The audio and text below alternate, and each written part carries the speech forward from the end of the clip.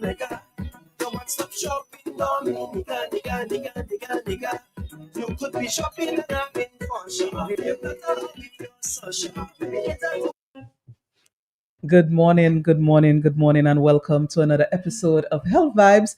Of course, where your Jolly's team joins you every Wednesday to bring your health education program full of vibes and full of information.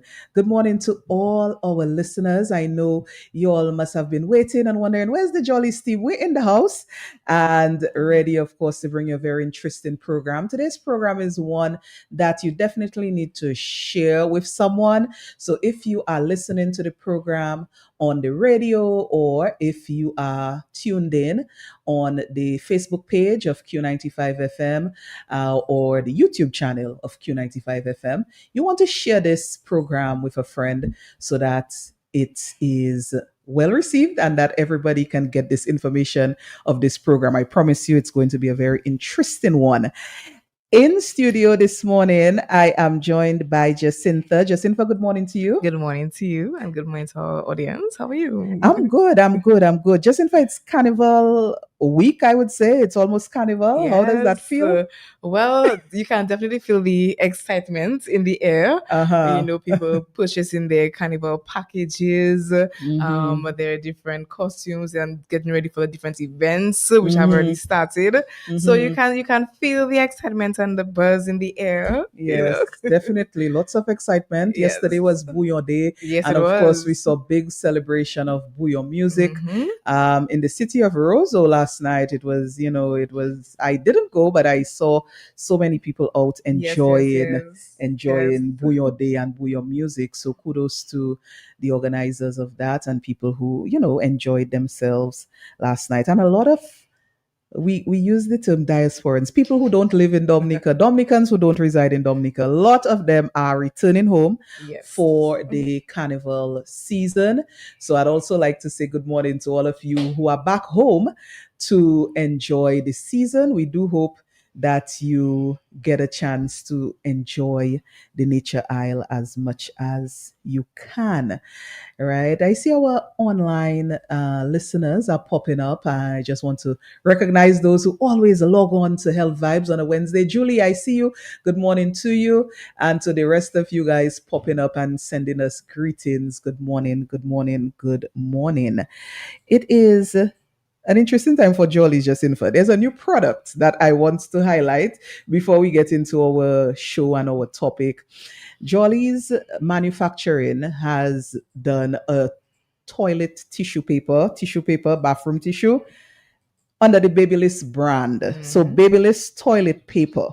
And it is the product of the week and it is now available on the shelves of Jolly's Pharmacy at, of course, Jacinta, of course, in Portsmouth, of course, on King George V Street, of course, at JP Mega, and at your branch on Great George Street. So available at the Jolly's branches across Dominica. Babyliss toilet paper. Two types. One is a 500 sheet roll. The other is a 300 sheet roll, 2-ply. So it's meant to be strong. Yes. It's meant to also be soft. And if you've had an issue with toilet paper and its durability, Babyliss brand, you must try it. It's made here, Jolly's Manufacturing.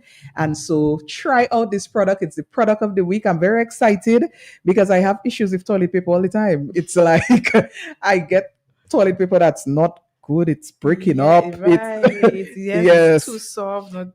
Yes. But the Babyliss toilet paper is out and it's a good brand. It's a good buy. It's manufactured by Jolly's Manufacturing. So I want to ask everyone to try it out. You let us know what you think about it, but try it out. And we also had announced about 2 weeks ago that there was a promotion for people who bought Linked Perfume, which also is a product of Jolly's Manufacturing. And there was the opportunity to win a costume for Hysteria Mask costume band. And the winner was Kamisha Charles. So I just want to congratulate Kamisha Charles. He'll be playing mass with Hysteria. Compliments Jolly's, of course. because you purchased your linked perfume and you won yourself something big. So Hysteria Mass and Jolly's Pharmacy partnering for the carnival. Jacinta, are you in a carnival band? I'm not, but I will be chipping on the side. All right. So Jacinta will be chipping on the side. All right. We're going to take a quick break. And when we come back, we're going to introduce our topic. And we do have a guest in studio. So once again, I advise you to share the live, share the live, share the live if you are on YouTube or on Facebook of Q95. And if you're listening on the radio, shout to a friend that Health Vibes is on and it's time to put on your radio, right? It's time to check out Q95 Health Vibes. We'll be right back. We're going to take a short break. Jolly's Pharmacy is bringing vibes to health with Health Vibes. Health Vibes. Each and every Wednesday from 10 to 11:30 a.m. with your hosts, Trudy Kristen, and co-hosts pharmacists Jacinta Fagan and Leona Jeremiah. Education, information, and a bit of humor. And not forgetting lots of vibes. Jolly's Pharmacy is bringing health and vibes together with Health Vibes. So be sure to tune in each and every Wednesday on Q95 from 10 to 11:30 a.m. Jolly's Pharmacy, leading the way in healthcare. Introducing Jolly's Pharmacy, brand new website, www.jollies.gm. It's your time to jump the line. Shop now at jollies.gm and have your items delivered in the comfort of your office. No more standing in line. No need to use your lunch hour to shop. Hassle-free shopping, safe and secure. Jollies.gm features rush delivery, 1 hour. In-store pickup, regular delivery, 5 p.m. Cut-off time, 4 p.m. It's your time to jump the line. Visit us at www.jollies.gm. Jollies Pharmacy, leading the way in healthcare. Oh, and if they say convenience can make a big difference, then you can trust me. I know just where you should be. That is JP Mega. The one-stop shopping, Dominica, nigga. You could be shopping and having fun. Shop if you got a with your social. It's to everyone. What a happy place. Oh, JP Mega. The one-stop shopping, Dominica, nigga. You could be shopping and having fun. Shop if it's to everyone. What a happy place. Oh, what a happy place. But just fix some more any item and you automatically qualify for discounts. Check us out at the Mega Store in Fongolle where there's lots of parking from Monday to Friday from 9 a.m. to 7 p.m. On Saturdays from 8 a.m. to 6 p.m. and on Sundays from 10 a.m. to 2 p.m. JP Mega, the best family shopping experience. We got this started feeling rich thing. I had the intentions of calling sick, but I end up in Jolly's Pharmacy. I don't think that she Jolly's fix up my immune system. Me feeling fit and strong now. I'm ready to work and take on any mission. If you see me again, Jolly's Pharmacy is number one. Jolly's forget. We can't have everyone. Jolly's forget. The immune system. Jolly's forget. Yo, Dominic, it's about Box. Whenever I'm in town and I'm feeling down, I head to Jolly's Pharmacy. They boost me up real quick. Jolly's Pharmacy, leading the way in healthcare. And we are back with you. And as I promised, we do have a very interesting topic for this morning show. And we do have a guest in studio. This morning, we're going to be tackling the topic of alcohol misuse, alcohol abuse, if you want to term it as such, alcoholism, if you want to term it as such. But this is our focus this morning. And we do have a guest in studio who will be sharing her experiences with us. She has to remain anonymous. And so if you're viewing the program on the social media platforms of Q95, you will not see our guest on camera, neither are you, if you do by any chance recognize her voice, neither are you if you call in to ask a question, we would not want you to use her name or any specific information about her. So we have a guest that is going to help us with this topic. It's a very important one.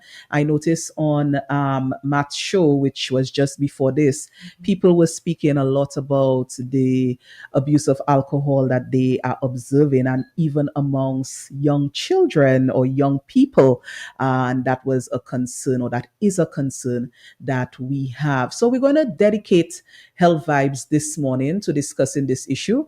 And we have someone, as I said, who is going to assist us with this through her own experience, but she's going to be an anonymous guest. So you're going to listen to the program and you're going to hear her, but you're not seeing her and you're not referring to her by name, if by any chance you recognize her. So I want to first say good morning to our guest. Good morning to you. Hello. Thank you for the invitation. Yeah, we're very happy that you have agreed to join us on the program and actually share some information with us. I'm very excited to have you on. Thank you. I'm super excited too. Yes.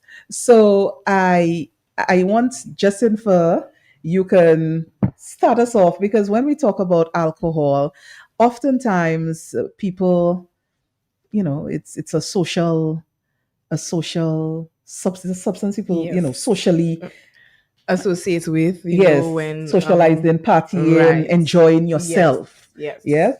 But what do we consider? What is your definition of misuse of that substance? Okay, so like you mentioned earlier, alcohol abuse or alcohol misuse are the two terms that are used when defining when somebody abuses or misuses alcohol. And so this is when drinking happens in a manner, in a situation, or in any social setting, or even individually, where the amounts that are consumed either pose a threat to the individual or people in their surrounding area.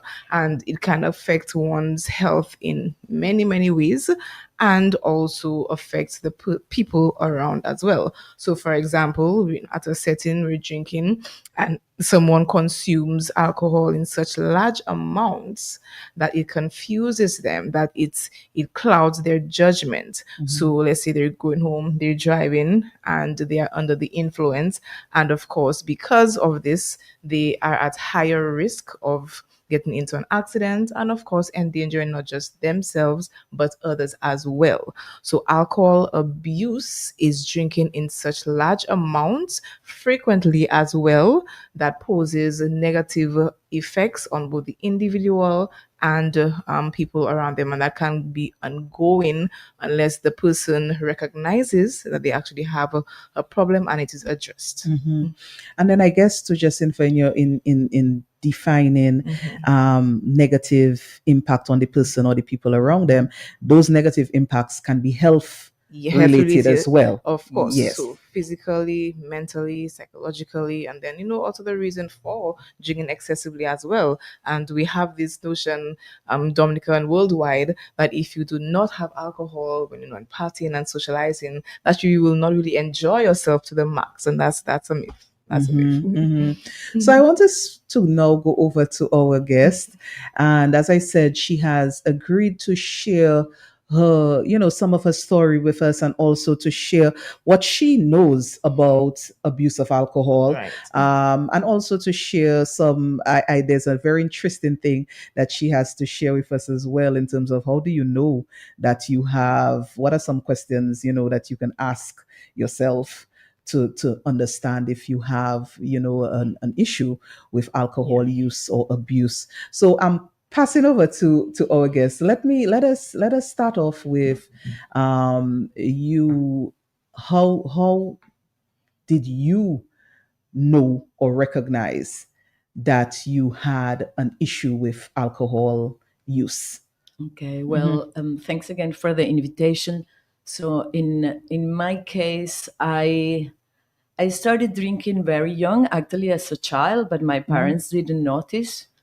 I would sneak. I was a very good student, and I wanted to get in this very prestigious school. I was 9 years old. It's like high school, and I had to take this test. Only 500 were allowed to take the test, and of those 500, only 10 will make it to this high school, which was also like affordable for my parents. So I started drinking every morning a little bit. Yeah, I think I was like 10 or 11. But of course, I didn't think it was a problem, and nobody noticed. And then I stopped. And through my, teens and 20s, mostly in my 20s, I started to drink, I would say, a lot heavier. And but I didn't think I had any problem either. I was having fun. And even though I remember one time I lost a shoe in a concert, and I don't remember that at all. And I started to have blackouts, but I didn't think I had a problem. According to what I've learned in AA, one of the main characteristics of this disease is denial. You don't want to accept you have a disease. You don't see the problem. Besides, it's legal, it's, socially acceptable to have a drink, right? You're just having fun, right? I started to have many issues, at work, with colleagues, at parties. I was seen as an unreliable person, but then again, I didn't think I had a problem. Then I got the treatment for acne, and I had the lucky chance I had to stop drinking alcohol for this to take the treatment. Okay. And in a year and a half, my life completely changed. But I thought it's because I was this beautiful skin. I didn't think it was the alcohol at all. That you had to stop. I didn't realize that I had stopped because I wasn't an everyday drinker. So I didn't think, I thought that the drunks, the alcoholics were only those who live under a bridge in the gutter, I was from, a decent family, not rich, but, I wasn't under the gutter. I was not homeless, so I didn't think I was an alcoholic. But I do remember moments when I felt like, wow, I'm going to be like this lady of, one of the protagonists in a film called a train called Desire. There's, she gets raped and at the end she's put in an institution. It's horrible, but I could see, like moments, when I would ask my friends, like, oh, I think I have a problem with alcoholism. And they would say, no, you don't, look at you, you're fine. But anyhow, after those 2 years, I tried again alcohol because I was given the green light. And I had 3 events, that there were like, 1 month to 15 days in between each event in which I got completely drunk and blackout. And I went to a psychologist, and I had already talked to different doctors, psychologists, psychiatrists. But to this time I said to this psychologist, I think I have a problem with alcohol. And this person told me that you don't have to see me, you have to see Alcoholics Anonymous. And thanks to this psychologist, I went to my first meeting on September 18 of 2001. And since then, I haven't drank. Since I of course, when I first arrived to a meeting, I didn't think I was an alcoholic either. But they told me that none of them had been diagnosed by someone else. In Alcoholics Anonymous, we believe in self-diagnose. And it doesn't matter how often do you drink. If it affects you in any way that you don't like and you still drink, you're probably an alcoholic. Okay. We have 12 questions in AA that perhaps you want to read aloud. There in the webpage for self-assessment. And I'm going to give them to you here. It's interesting that you said if drinking has a negative impact on you or your life, but you still continue drinking, then that's indicative of there being an issue. Yes. So there are 12 questions that our guest has shared with us from the Alcoholics Anonymous program, and I will read for them just we will interchange here. And I think these are very, very informative questions. The first: have you ever decided to stop drinking for a week or so, but only lasted for a couple of days? So that means the person would feel the need to get a drink, even before that time frame has ended. Yes. So the second one, do you wish people would mind their own business about your drinking? Stop telling you what to do. And like our guest said, you do what you want, you drink, but at the same time, if someone may tell you, okay, I think you've had one too many drinks, you might think, okay, the person needs to mind the business. And a lot of times in Dominica, that's what we feel. I don't have a problem, but Have you ever switched from one kind of drink to another in the hope that this would keep you from getting drunk? So interesting. Have you ever switched from one kind of drink? So you're drinking one type of alcoholic beverage and you switch to another kind, hoping that this would stop you from getting drunk. I stopped drinking rum and now I'm only drinking beer. Right. It's lighter. Yes. That and I've actually heard people say that quite a bit. Like, I'm no longer drinking rum, I'm just drinking beers, or I'm just drinking wine. Yeah. I've heard that. I've definitely heard that. The next one. Number 4, have you had to have a drink in the morning during the past year? Wow. So in other words, it's like part of your morning routine, or you feel like you cannot cope without a drink. Is that what? Probably that's what it's talking about. Have you had to have right? The next question: do you envy people who can drink without getting into trouble? Interesting one. Yeah, most of the people who come to AA I have met have had some kind of trouble, whether it's with their spouse, whether it's with their children, whether it is with maybe even the grandchildren, or with the law, or with the health. Falls, especially in women who tend to drink alone. Who tend to I don't want anybody to see me in this state. Like just at home and then falling. Because you lose your equilibrium and you fall when you drink. Yes, of course. The next is: have you had problems connected with drinking during the past year? Have you had problems? And I guess this could mean health problems, social relationship problems, any sort of problems. Yes. Yes. Has your drinking caused trouble at home? So you just mentioned it, whether it's with your children, your spouse, any other family member. And again, it was because of you excessively drinking. Do you ever try to get extra drinks at a party because you do not get enough? So I guess you're at a social event, you're at a party, and you try to get extra alcohol because you don't think what you were served was enough. And this is interesting because I have heard individuals at social events say, I don't feel that nice feeling as yet. And so they don't feel like they can loosen up the way they want to unless they reach a certain level. So I guess a certain amount would not be sufficient until, they feel that effect. The other one is, do you tell yourself you can stop drinking anytime you want to, even though you keep getting drunk when you don't mean to? Wow. Yes. So I guess, do you think you have that power to just stop when you want, even if you keep getting drunk and you did not intend to get drunk? So this is a telling one for sure. This is a telling one. Have you missed days of school, college, or work because of drinking? I mean, if you can't function properly, then you'll not be able to, attend to your school or job as you wish. The other one, do you have blackouts? So you mentioned this as well.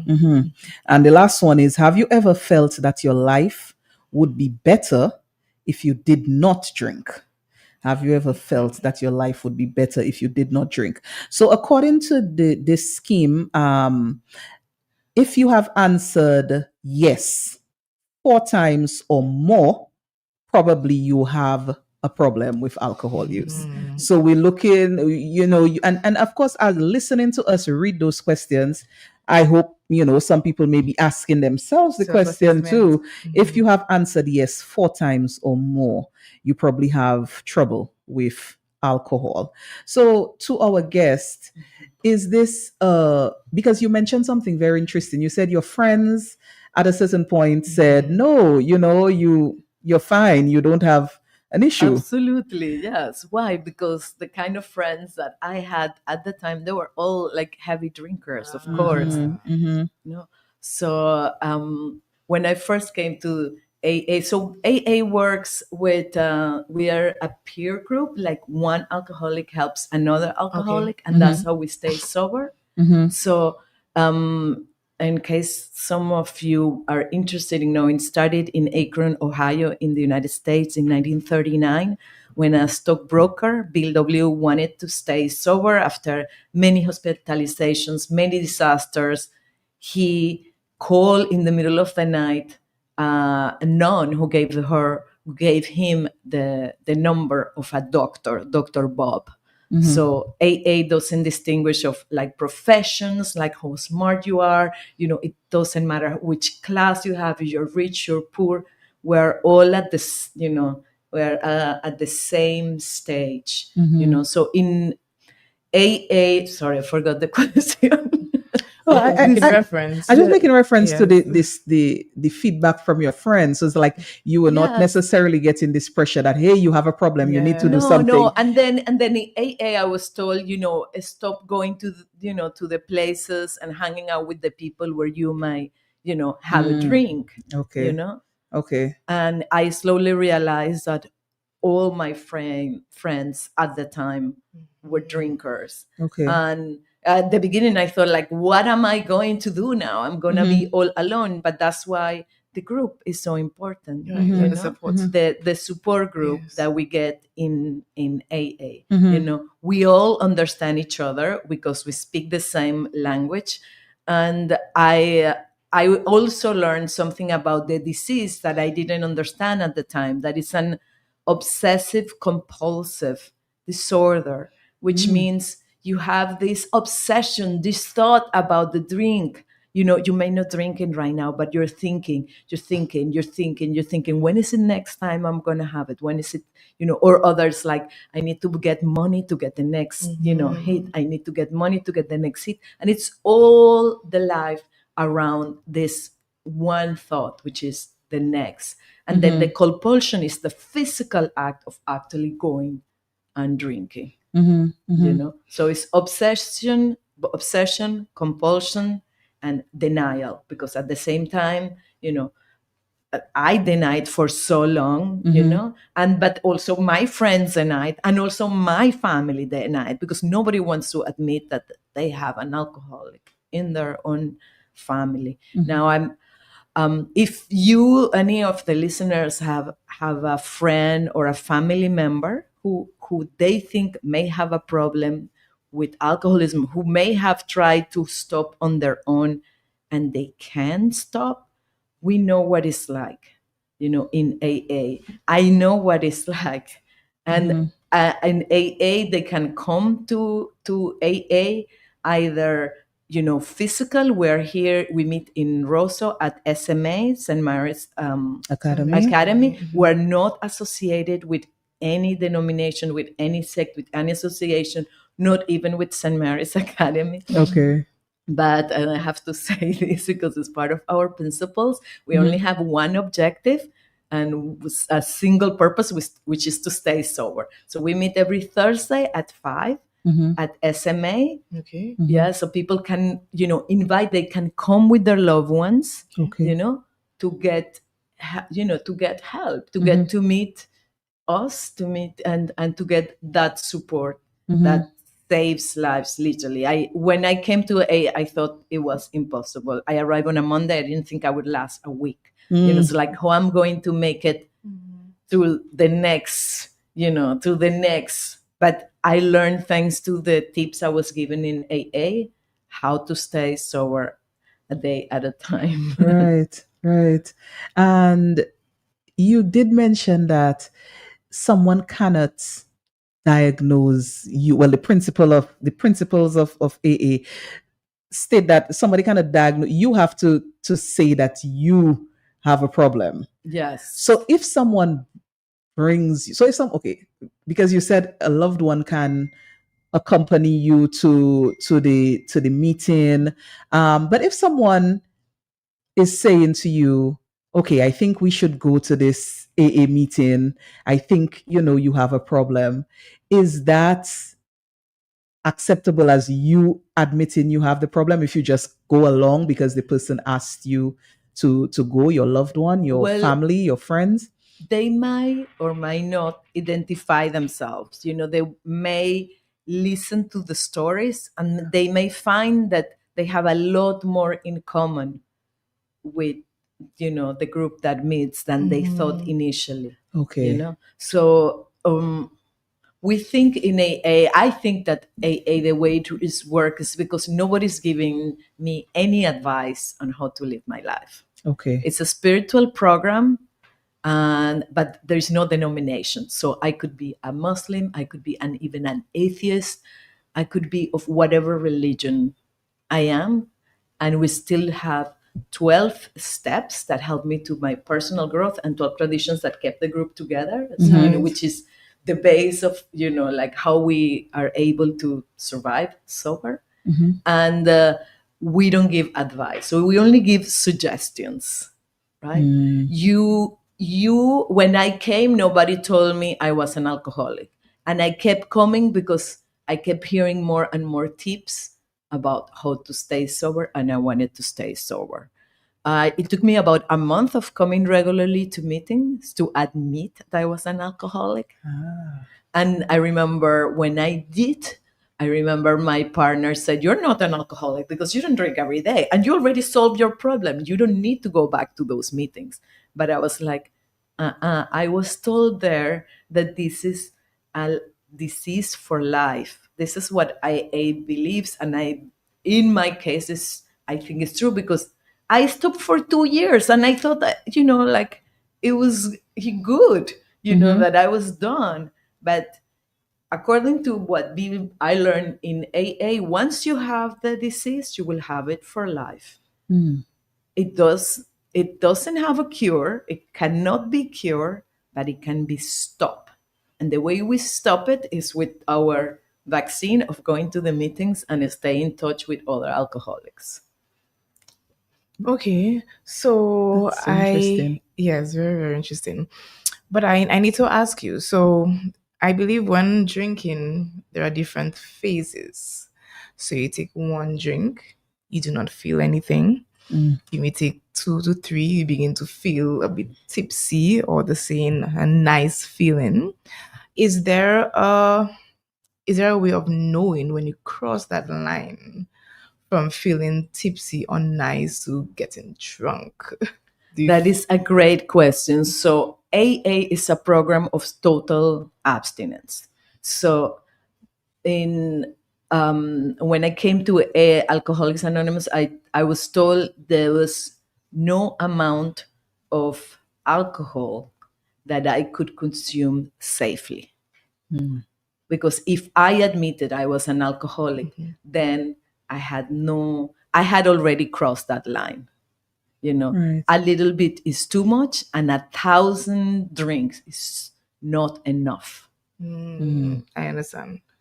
And that is the obsessive compulsive nature. So the only way to live a life, joyful. And, it's really amazing the miracles I have seen in AA, that the lives of people change completely only for the better, only for the better.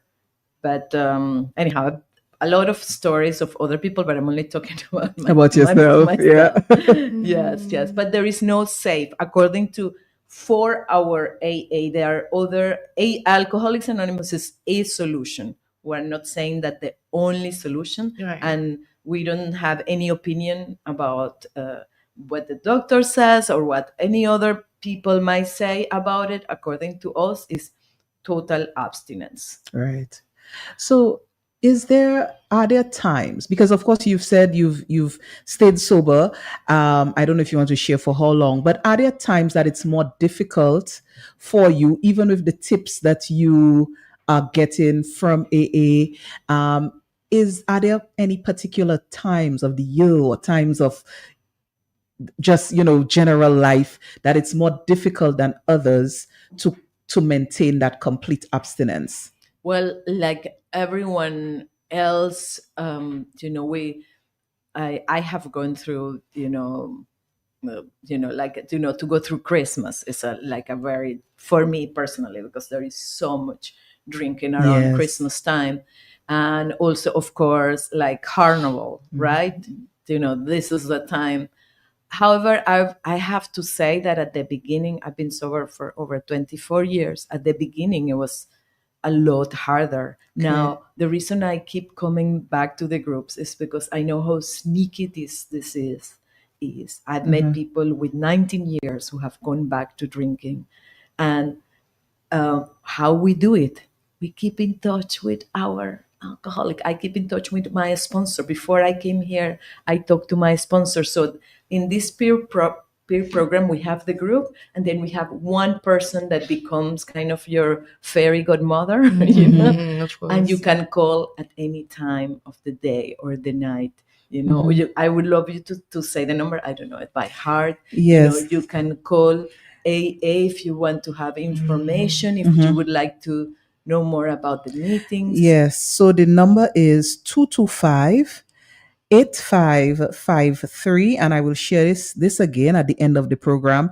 But the number for Alcoholics Anonymous Dominica is 225-8553. And as our guest said, the group meets on a Thursday from 5 o'clock in the St. Mary's Academy, room 102. So I will share that information again, because of course people can be popping on, to the show as we go by. Yeah. And then I of course want to remind people that we do have a guest with us speaking about her experience with alcoholism, with the AA program, Alcoholics Anonymous program, her experience. She has to remain anonymous. That's one of the key principles of the program.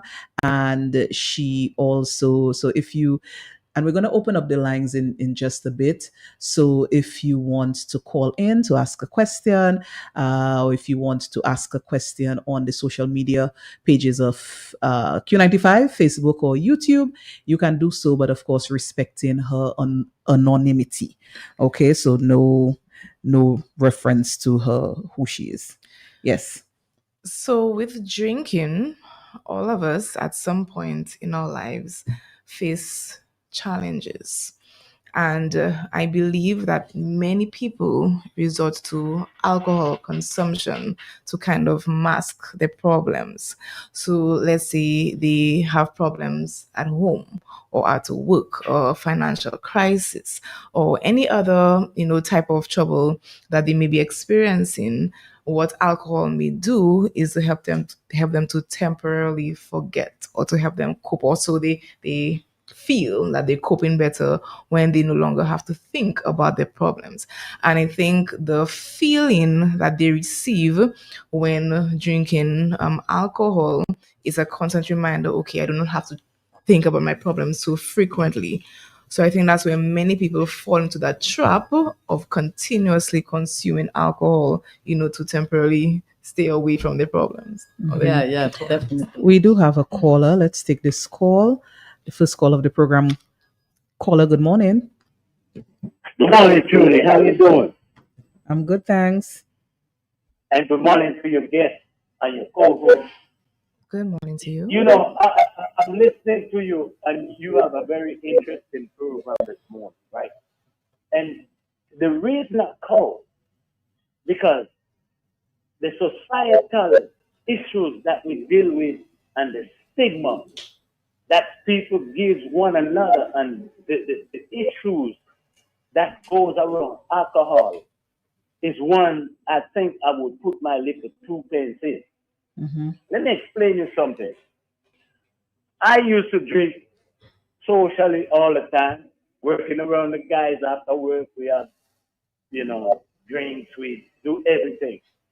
But I never really say that I was an alcoholic like the young lady is trying to explain you. I mean, that's another label, right? But, I will tell you, I will drink where I can handle my drink. But the reason I stopped drinking, I'm going to give you an instance. I was stopped by the police one time, and I almost got me a DUI. in America they call it driving under the influence, right? Mm-hmm. And I escaped that charge all because I had a cutlass in my car that I took to work with me to shopping. And after work on the way home, I got pulled over. And instead of the police doing a sobriety test, because I know if they gave me a sobriety test, I had more than one drink, and .08 is the legal limit failing mark. Mm-hmm. Right. If you have 0.8 amount of alcohol in your system, it's considered a DUI. Okay. Mm-hmm. So the next morning I got up, I said, you know something, I'm gonna stop drinking. Just like that. Just like that. I said, to hell with that, because this is gonna cost me. Because I knew guys who end up getting DUI, and it cost you thousands of dollars and a lot of time in the court to get rid of this thing. Some people lose their license for months. Some people would be incarcerated and they get off on the weekend because of the charges of DUI. It depends on the extent and how many times they've been caught. So I learned this thing, and I'm saying it today because we have a stigma that when people say they don't want to drink, that means you're weak, you ain't strong, and all that. Mm-hmm. People can stop drinking for a myriad of reasons, and mine was, this gonna cost me too much money. And I got better sense than that. I say, first of all, sometimes you drink until next day you got a hangover. I don't want that no more. I got to pay for it. You take your day, 2 days to get yourself together. You have to take another drink to settle your stomach, the acid in your stomach. You know what I'm saying? And then the money it would cost you if you were caught with a DUI. So I just said, man, to hell with that. I don't need it. I'm spending money that's going to cost me in trouble, and I got to spend more money to get out of trouble.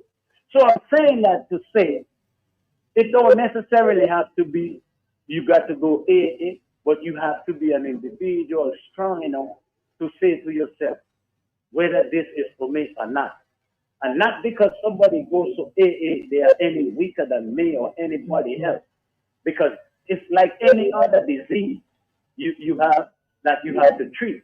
So we must stop stigmatizing these things and understand certain people have a limit, certain people have the understanding to know when to stop. For me, I didn't go AA or nothing. I didn't drink over 30 years. Never had a drink. Only time you see it, I would have anything I have. If I eat a piece of cake, they put rum on it or whatever and that kind of stuff. But I don't drink to get intoxicated because I don't feel like paying $10,000, $20,000 to get out of getting a DUI. And I'm telling you from experience, I have guys who work with me got a DUI. The guy had 3 vehicles and he came driving at one. And I say, Ron, you should sell that car because you're not going to drive this thing no time soon. He didn't pay me no money. Finally ended up selling it. And he still didn't get his license back because he continued drinking. He refused to make the change where he can move forward. So I'm calling to say that because there are different reasons and nobody is any weaker or stronger than the other because they don't drink. Because drinking is a social thing. All right? Okay. We accept it. It's accepted.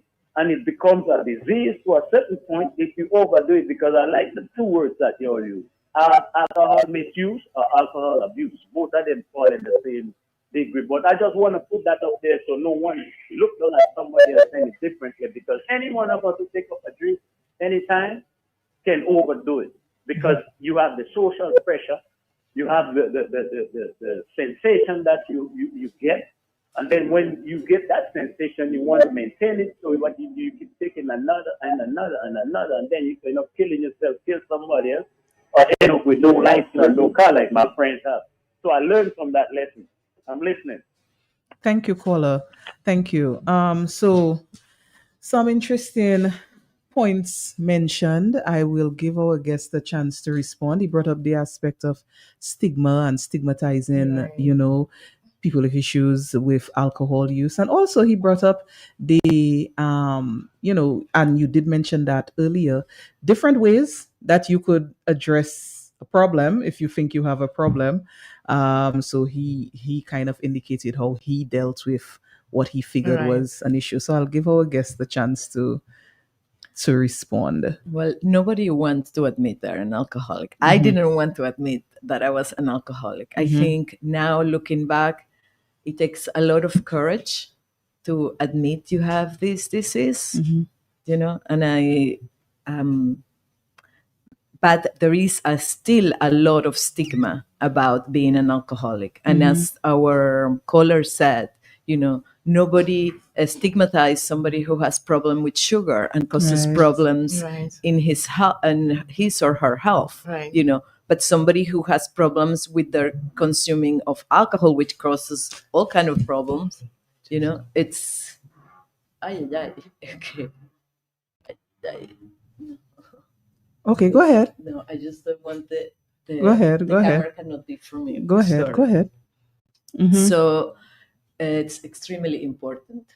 This Yes, we're issue good. of anonymity. good. It's extremely important. Sorry. We're good.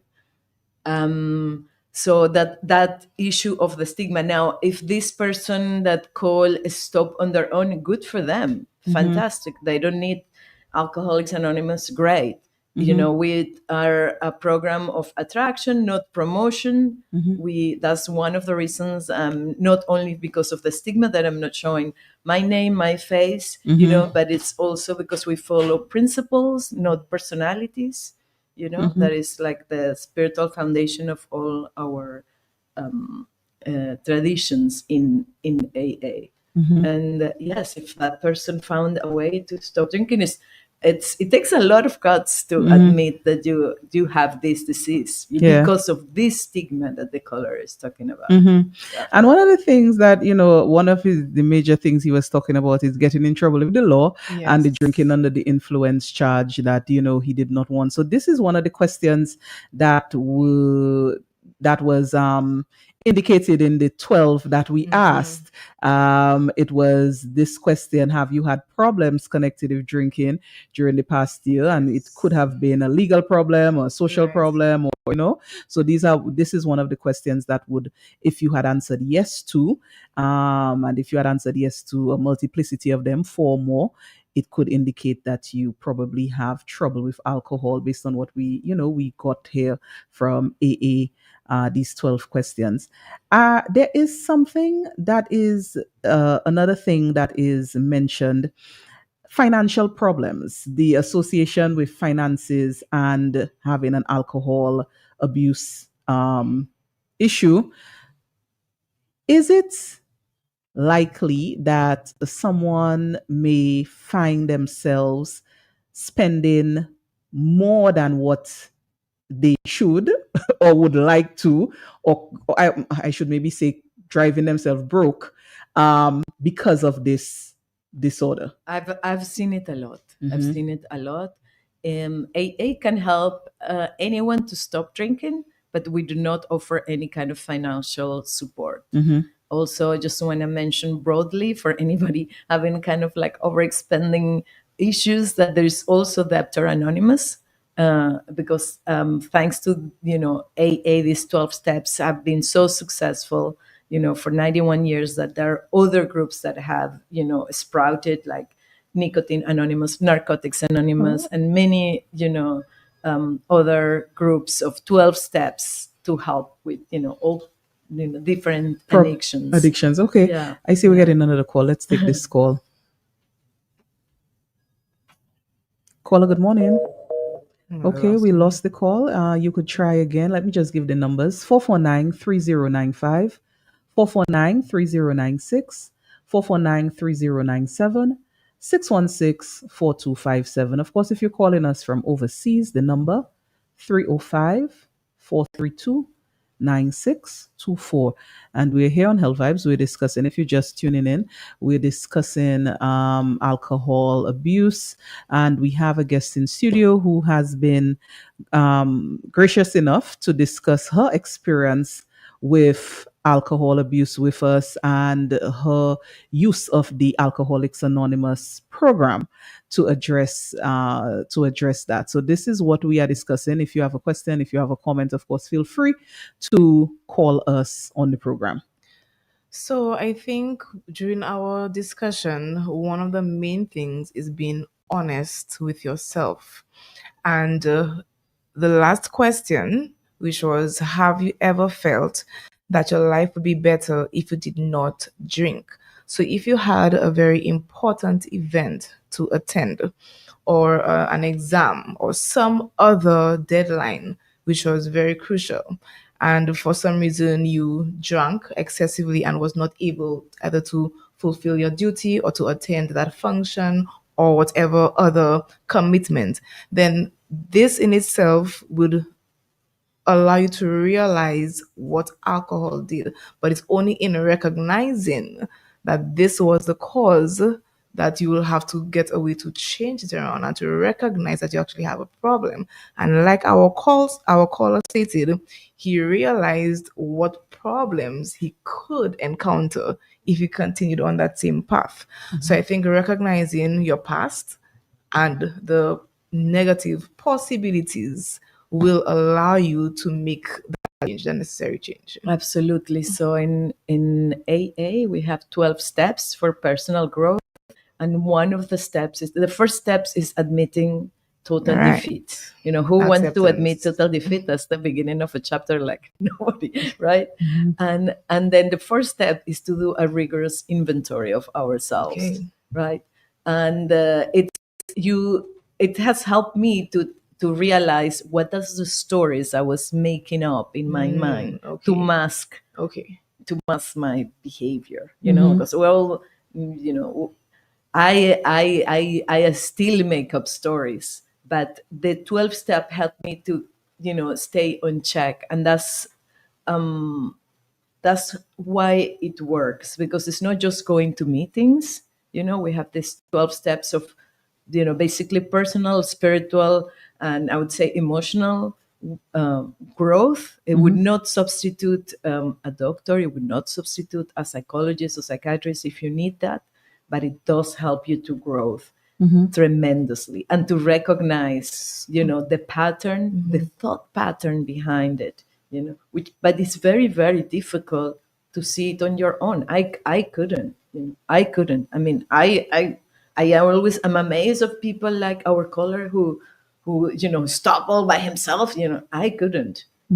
But acknowledging that I couldn't was the best thing that could have ever happened in my life. To remember my wedding completely, I'm so happy. I remember every moment of it. To truly get in the joy, or even when I have had some horrible losses, to be present, to feel the pain, because I used alcohol to not feel. I want an anesthetic, to not have emotions. But now I am learning, and I have learned how to manage those emotions, how to feel them, how to allow myself to feel them, to feel joy, to feel sadness, and that those emotions would not break me. Right, of course. And it's okay to cry. Right.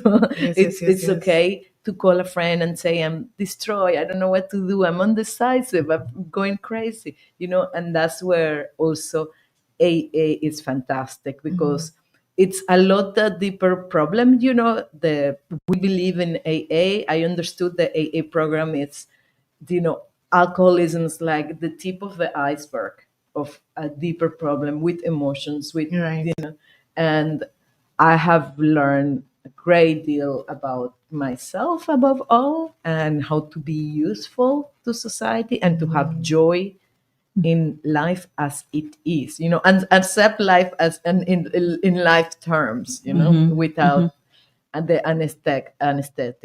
I have two questions. Jacinta, Sure. I guess you have one. No, go ahead. Okay, I have two questions. One is as it relates to the network formed in Alcoholics Anonymous. Of course, you said you have a sponsor who you communicate with whenever you need to. If someone is coming to meetings and then they suddenly don't show up, they stop, or is who is checking on?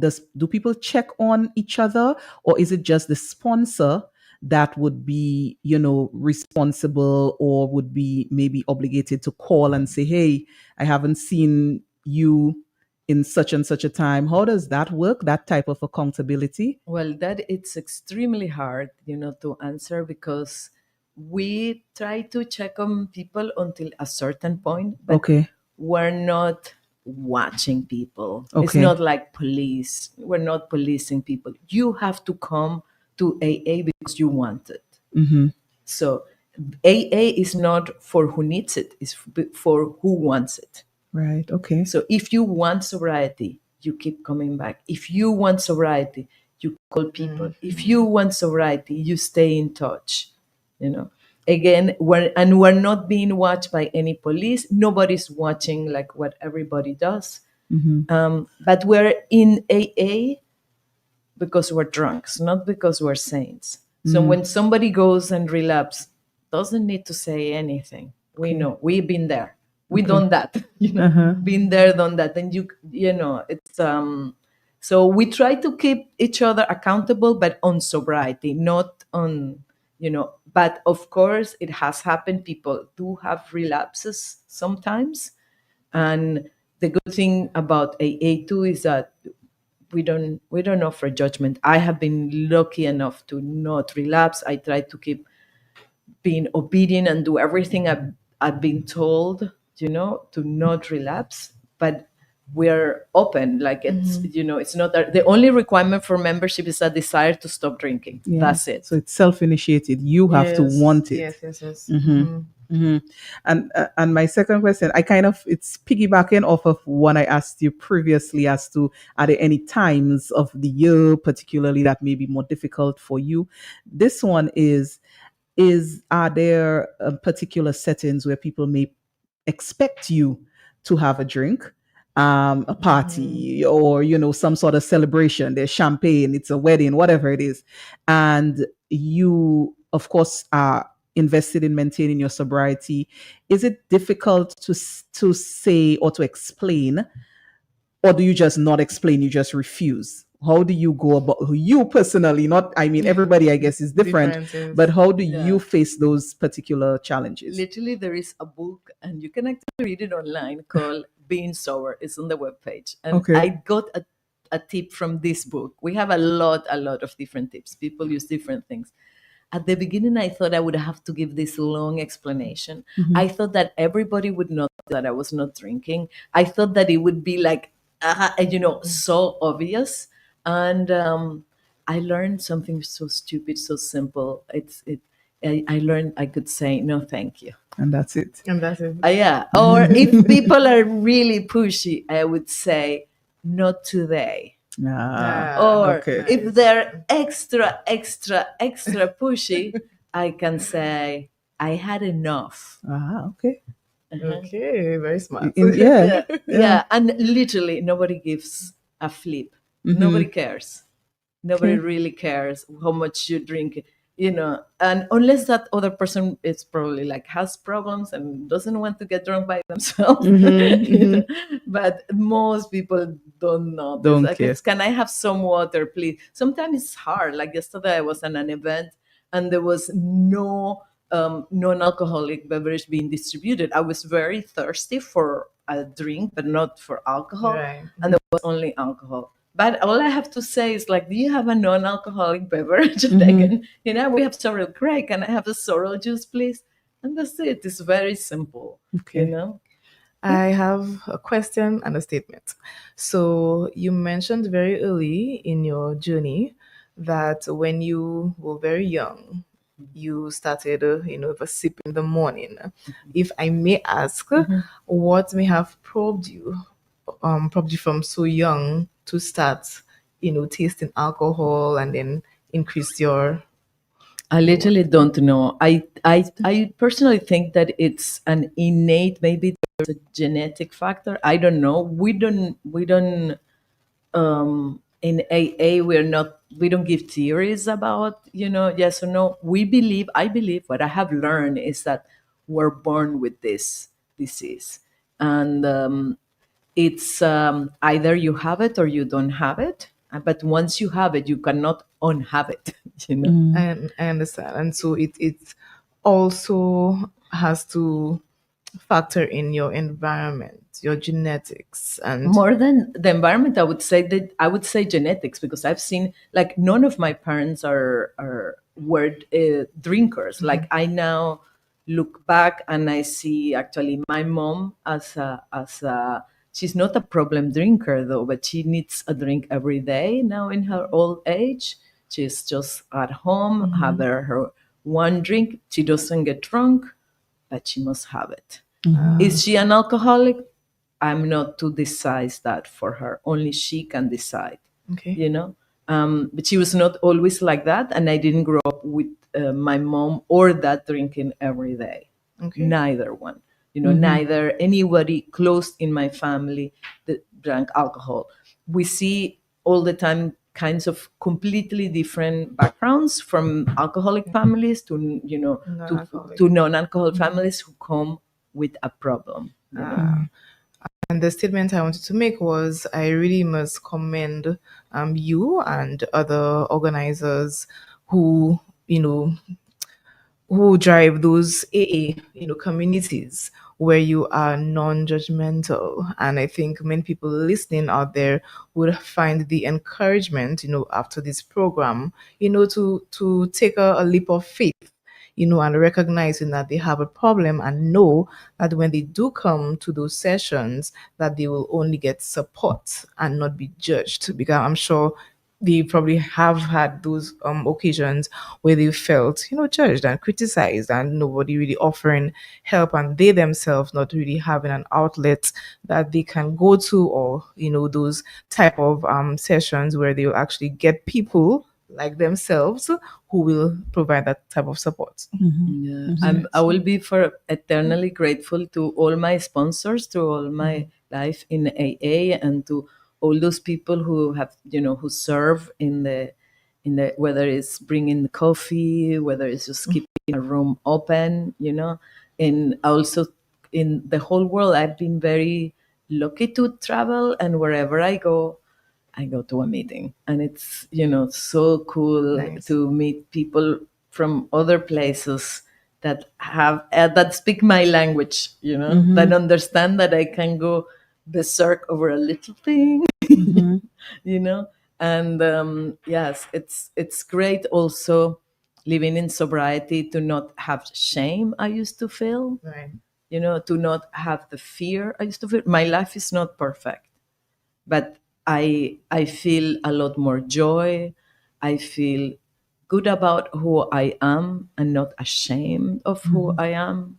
And I feel faith that I never thought I could find, even if I was brought up in a family, you know, who was religious, you know, but I found a new faith, a faith that works, you know, thanks to the principles and, you know, coming to the meetings. And yeah, it's a beautiful community that, you know, we have heard it all. Again, we're in a for drunks, not for because we're saints. And especially for women, there's a lot more of stigma, I think. You know, I think so. We're approaching the end of the program, but I wanted to possibly end with this question for you. A lot of people may know someone or love someone who they feel has a problem with alcohol misuse or alcohol abuse or alcoholism, as you know, terms you can interchange here.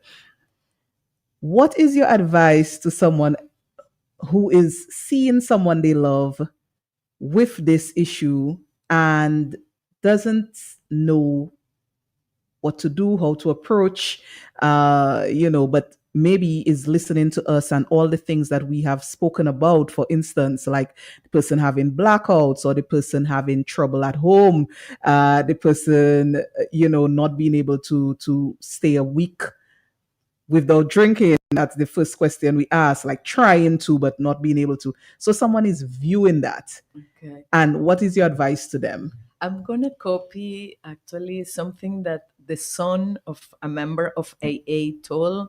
You know, I will say his first name. His name is Juan. So Juan's son told him, "Daddy, you are a smart man. You know, you're wasting your life away with alcohol, but you're a smart man. You can do something about it. Why don't you go to an AA meeting? You know, why don't I can take you, you know? And this allows the person to take the initiative instead of you must go to an AA meeting. You have just giving the person the possibility of choosing, because most of AA people, I'm a rebel, so I want to rebel against any imposition, anyone telling me what to do. But if I'm told, do you think, how about is the approach is different, especially if it's a family member, because a doctor can have that possibility. And if any doctor is listening, please do recommend AA. Go to an AA meeting, buy them. We unfortunately on island we don't have for sale, but online you can buy the big book of AA, and it is full of stories, of real life stories of how people have recovered. Invite them to come to a meeting, offer them to, like, we will open that. We have two kinds of meeting: close and open. Close is only members, open are for non-members. So we will open the group for a non-member to come, and they can listen and they can make the decisions for themselves, Yes, I think that's good advice. I hope if someone was listening and maybe wanted to figure out how to approach, they might, listen to your advice that you've just given, because I really do know that a lot of people see or observe certain issues as it relates to drinking with their family, their friends, their coworkers, and really don't know how best to approach it.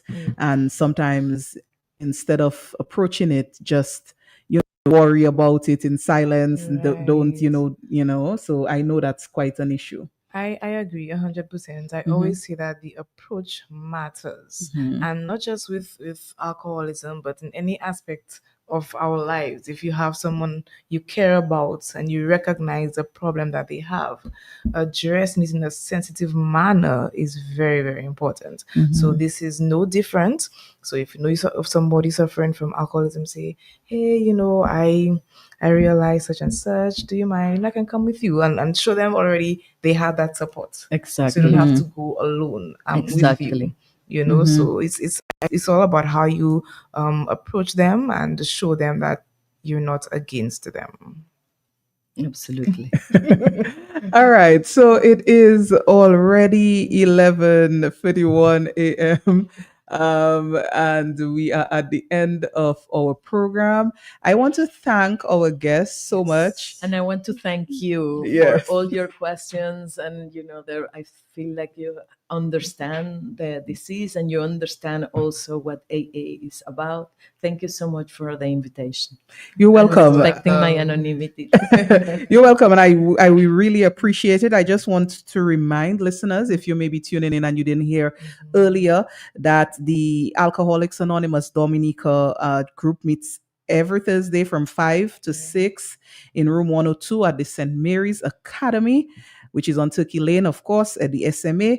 And there is a number that you can call if you require more information. It's 225 8553. That's 225 8553. And this is information that you should definitely pin and save, because I guarantee you there will be a time where you'll wonder to yourself, how can I best assist someone? How can I best assist myself?